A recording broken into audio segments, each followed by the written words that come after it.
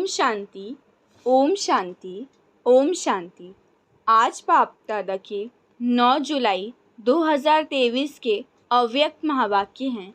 Revise date है 26 फरवरी 1995।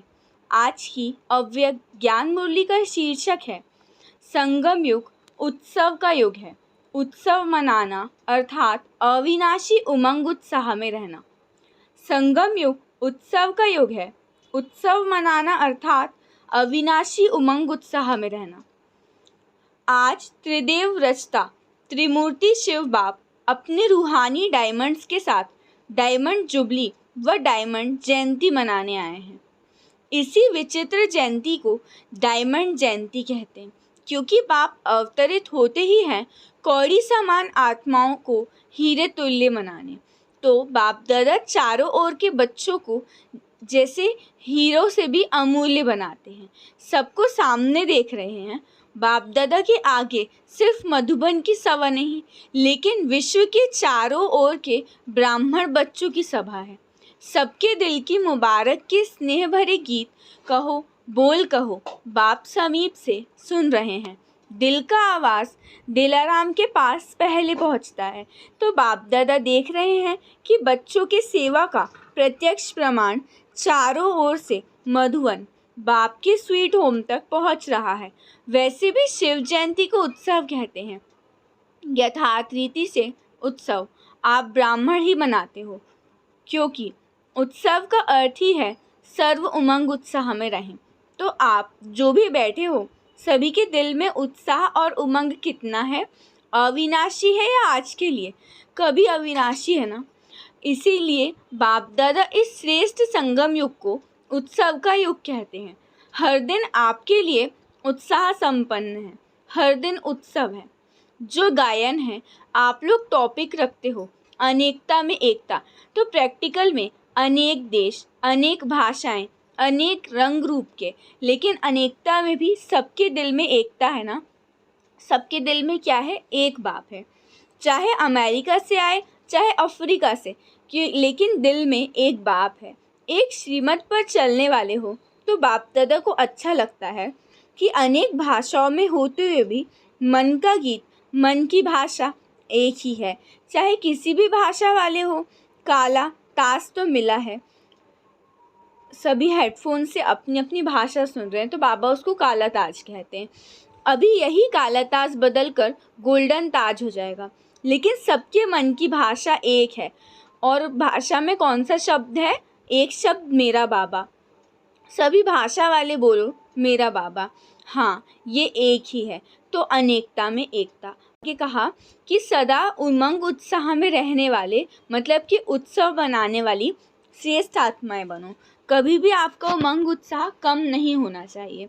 जो सदा उमंग उत्साह में होगा वो फलक से कहेगा कि ब्राह्मण है ही उमंग उत्साह के लिए, तो ज़रूर करेंगे, ऐसा होगा वैसा होगा। तो बाबा ने कहा ये सब वर्ड्स नहीं निकलने चाहिए। ये उमंग उत्साह का प्रेशर कम होने से ही ऐसे बोल निकलते हैं।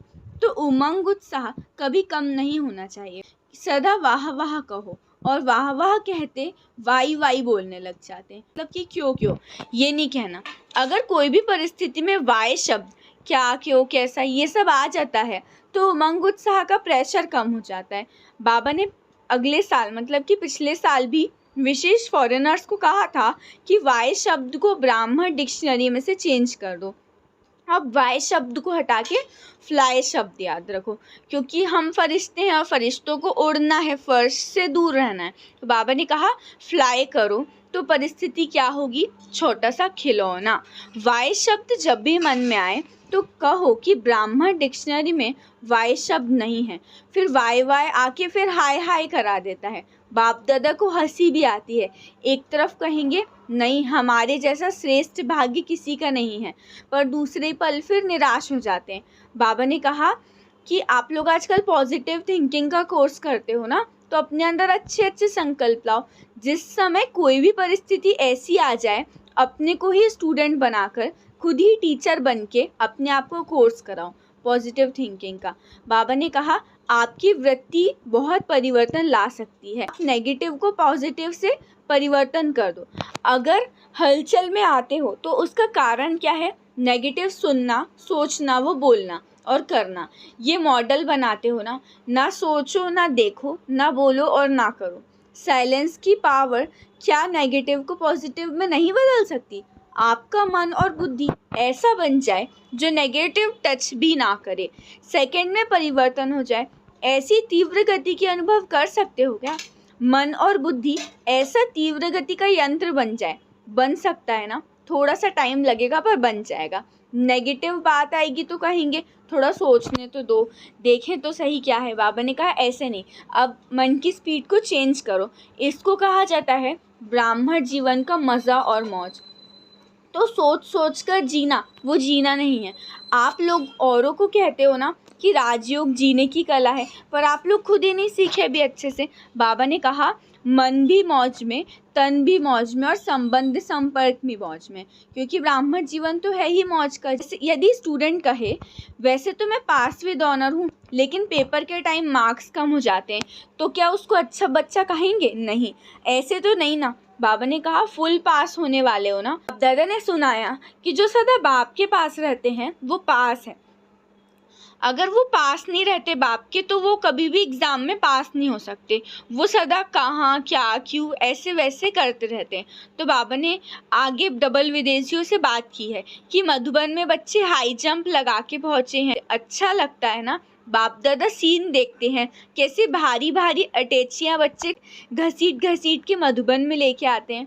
तो बाबा ने कहा संगम पर ये मेहनत थोड़े समय की है, फिर प्रकृति भी आपकी दासी होगी, तो दासियाँ बहुत होंगी, फिर आपको सामान उठाने की कोई भी ज़रूरत नहीं पड़ेगी।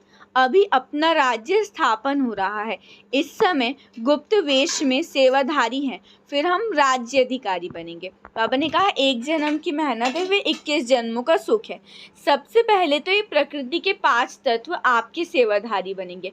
अपना राज्य भाग्य स्मृति में ना, 5 तत्व सेवाधारी का मतलब होगा कि वो अनुकूल रहेंगे। ऐसा नहीं है कि दुख देने वाला मौसम कभी भी किसी भी मौसम में, ऐसा नहीं। बाबा ने कहा सुख, सब कुछ सुखदायी होगा।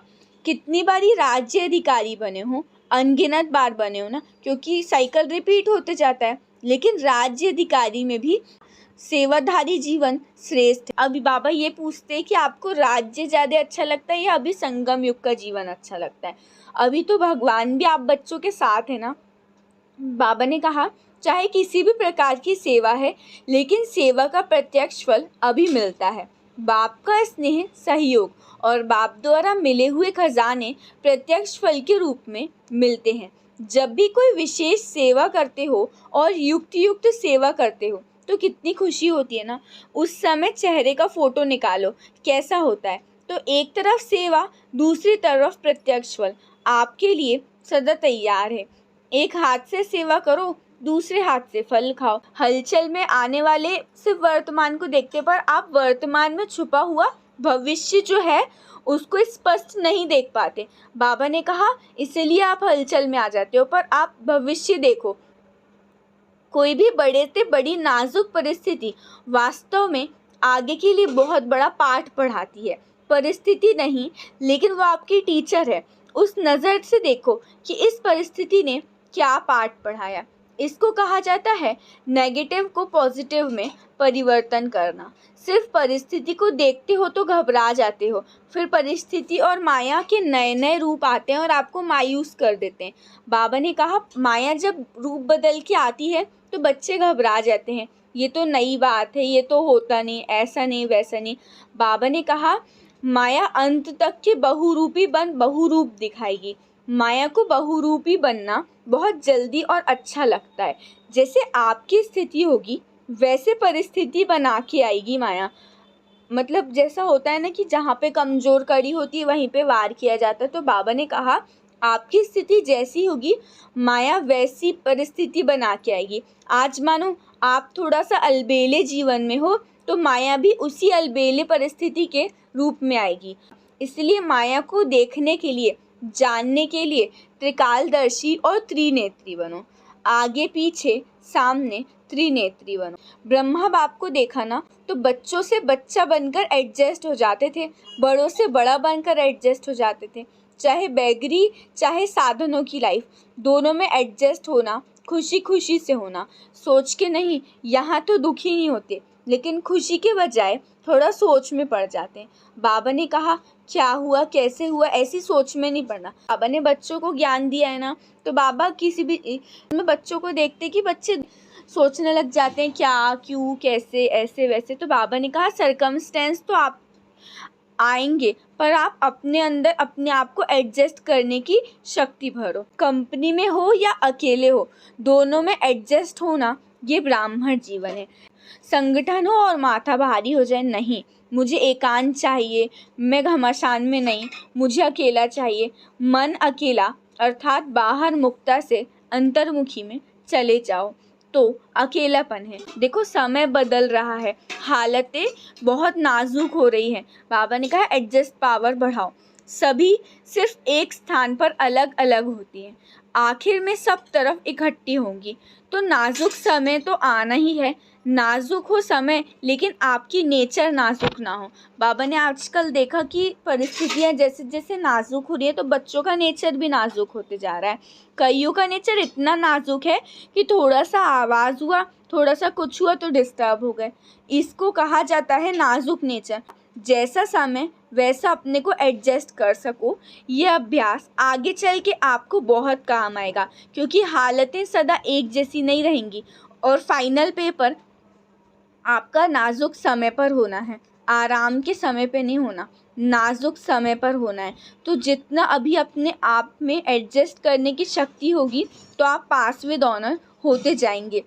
देखो बाप दादा ने स्थापना के आदि में जब अनुभव कराया, जब आदि हुई तो राजकुमार और राजकुमारियों से भी ज़्यादा पालना साधन सब अनुभव कराया। फिर आगे चलकर बेगरी लाइफ का भी पूरा अनुभव कराया। तो बाबा ने कहा अभी भी आपके पास बहुत सारी परीक्षाएं आएंगी, जहाँ भी रहते हो सभी अब हिलने के आधार टूटने हैं। तो ऐसे टाइम पर क्या चाहिए? एक बाप का आधार। आप लोग तो बहुत बहुत बहुत लक्की हो जो आने का समय आपका सहज साधनों का है। सहज साधनों के साथ साथ आपका ब्राह्मण जन्म है, लेकिन साधन और साधना, साधनों को देखते साधना को भूल नहीं जाना, क्योंकि आखिरी में साधना काम आएगी, साधन नहीं। अच्छा, चारों ओर के अमूल्य विशेष रत्नों को सदा हर दिन उत्साह से उत्सव मनाने वाली श्रेष्ठ आत्माओं को, सदा स्वस्थिति और सेवा के उन्नति में बैलेंस रखने वाली ब्लेसिंग की अधिकारी आत्माओं को, सदा परिस्थिति को सहज पार करने वाली ऐसे अचल अडोल महावीर आत्माओं को बाप दादा का याद प्यार और नमस्ते। अब कहो हम रूहानी बच्चों की रूहानी बाप दादा को याद प्यार गुड मॉर्निंग और नमस्ते नमस्ते नमस्ते। शुक्रिया बाबा, शुक्रिया। वरदान है संपूर्णता द्वारा संपन्नता की प्रारब्ध का अनुभव करने वाले सर्व झमेलों से मुक्त भव। संपूर्णता द्वारा संपन्नता की प्रारब्ध का अनुभव करने वाले सर्व झमेलों से मुक्त भव। विस्तार है संगम युग पर सागर गंगा से अलग नहीं, गंगा सागर से अलग नहीं। इसी समय नदी और सागर के सामने का मेला इसी समय नदी और सागर के समाने का मेला होता है। जो इस मेले में रहते हैं वो सर्व झमेलों से मुक्त हो जाते हैं, लेकिन इस मेले का अनुभव वही कर सकते हैं जो समान बनते हैं। समान बनना अर्थात समा जाना। जो सदा स्नेह में समाये हुए हैं वो संपूर्णता और संपन्नता की प्रारब्ध का अनुभव करते हैं। उन्हें कोई भी अल्पकाल की प्रारब्ध पाने की इच्छा नहीं होती। स्लोगन है सदा एक बाप के श्रेष्ठ संग में रहो तो होलीएस्ट और हाईएस्ट बन जाएंगे। सदा एक बाप के श्रेष्ठ संग में रहो तो होलीएस्ट और हाईएस्ट बन जाएंगे। अच्छा, ओम शांति, ओम शांति, ओम शांति।